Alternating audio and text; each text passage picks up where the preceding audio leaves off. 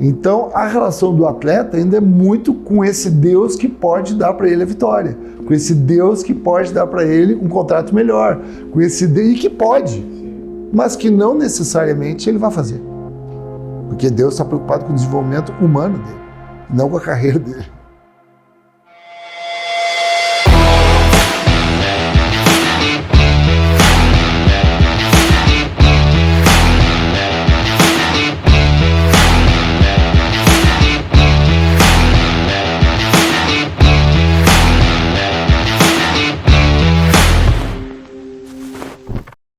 Alberto, a gente vê hoje muita evidência no futebol brasileiro, a questão do atleta, ele está muito expondo a prática dele, a fé dele, né, vamos dizer assim, na comemoração dos gols, nas tatuagens, nas próprias falas de comunicação.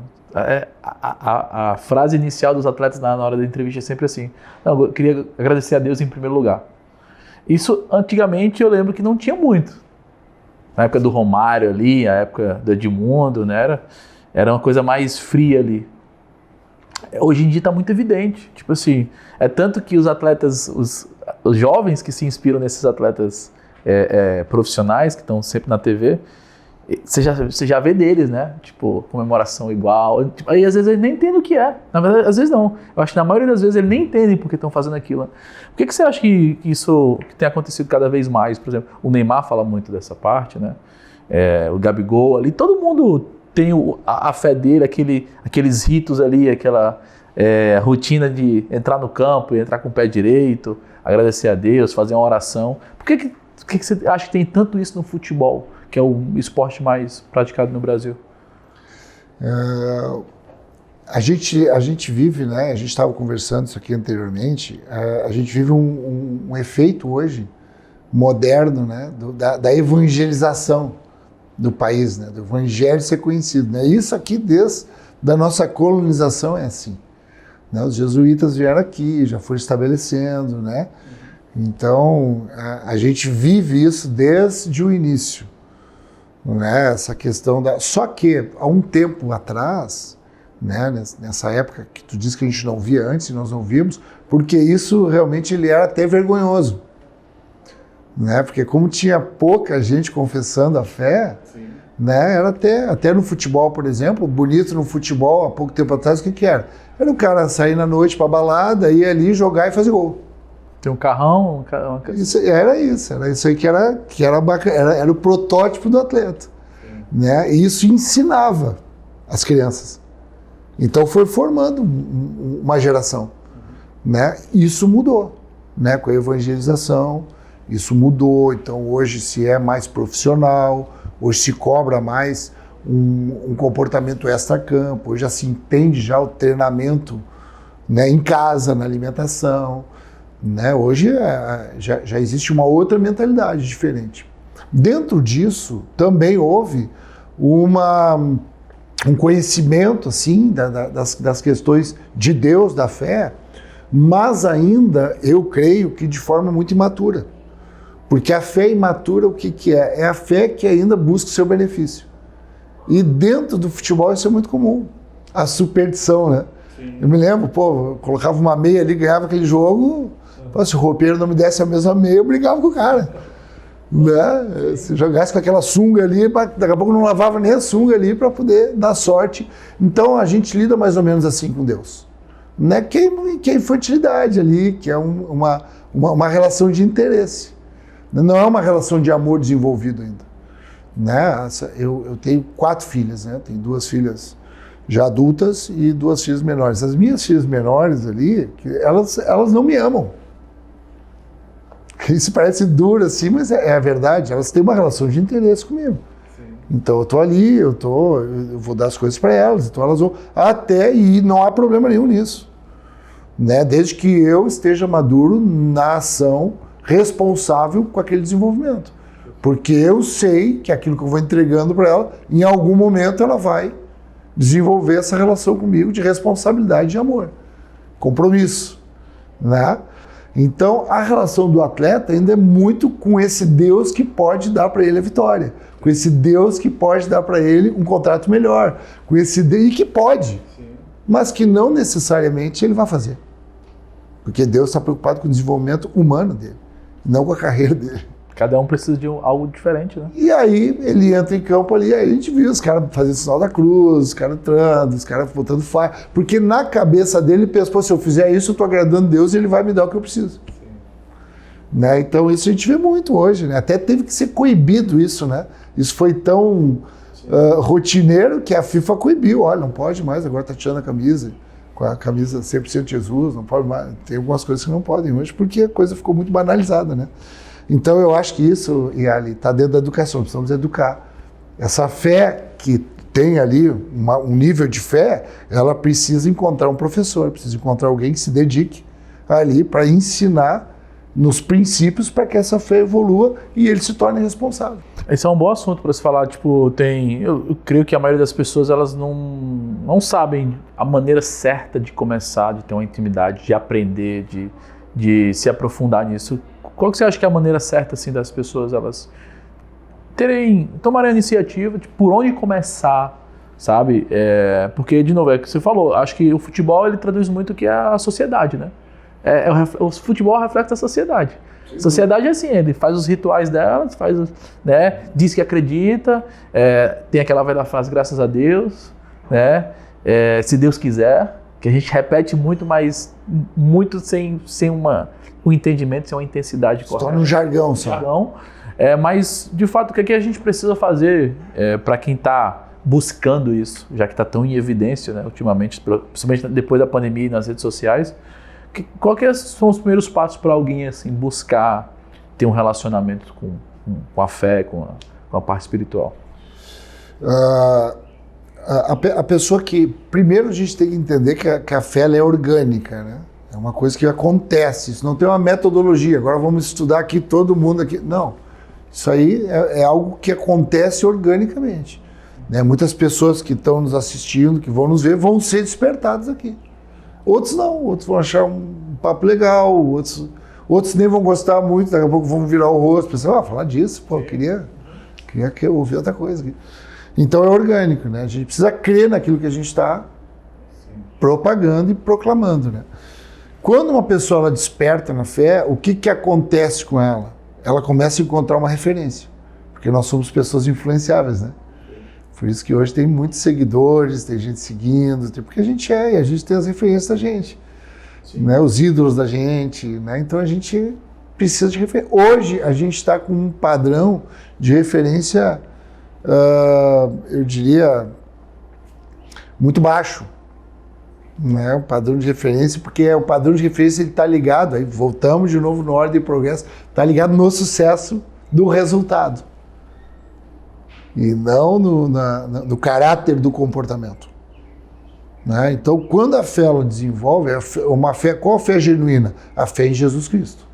Essa é a fé genuína, que é o Filho de Deus. Então, essa fé em Jesus Cristo, quando ela desperta no coração de alguém, ele busca uma referência também de conhecimento.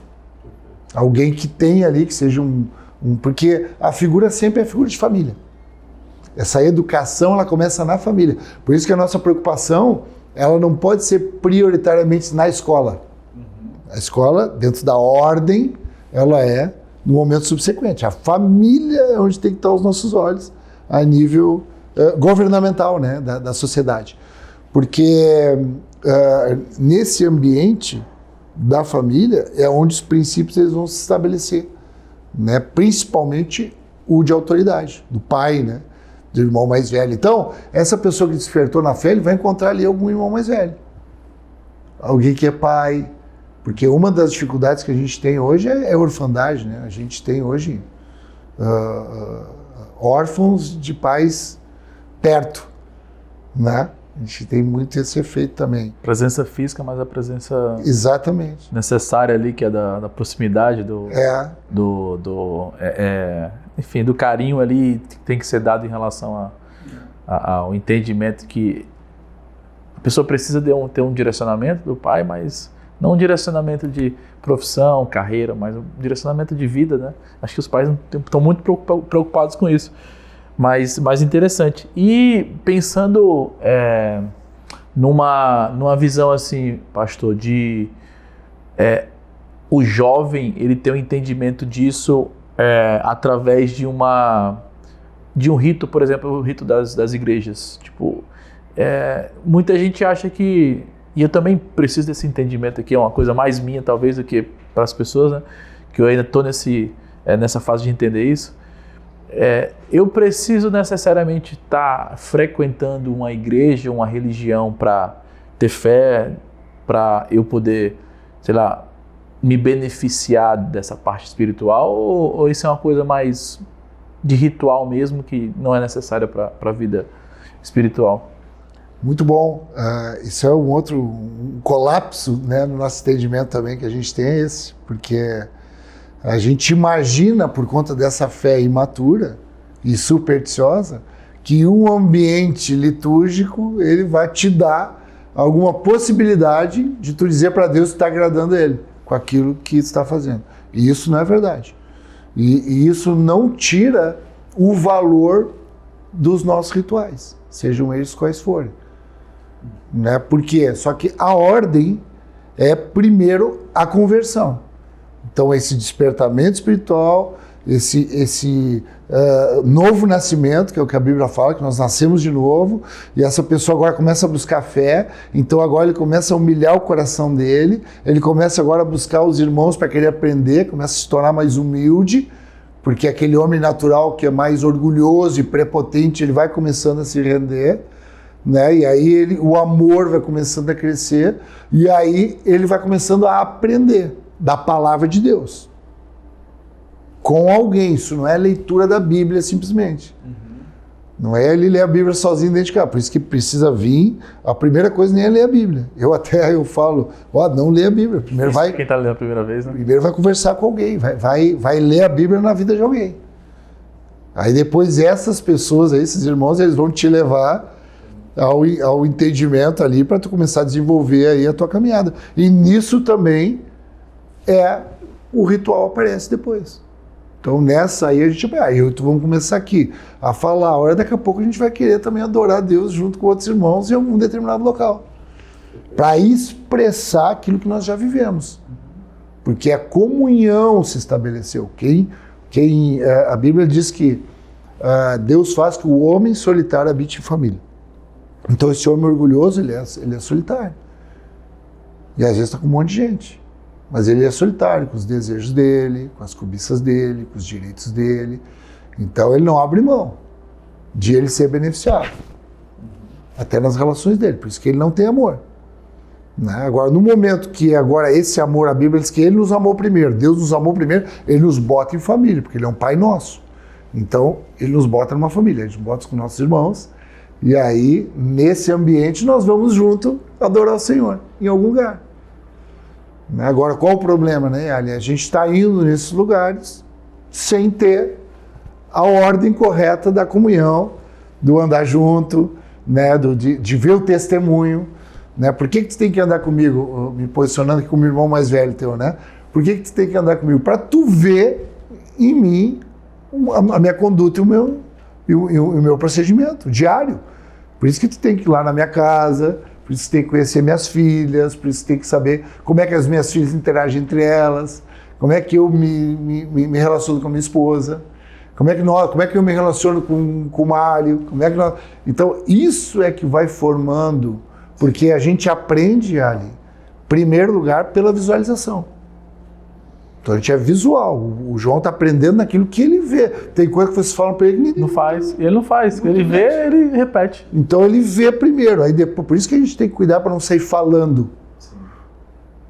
Porque a gente primeiro vê. Isso todo mundo, o adulto também.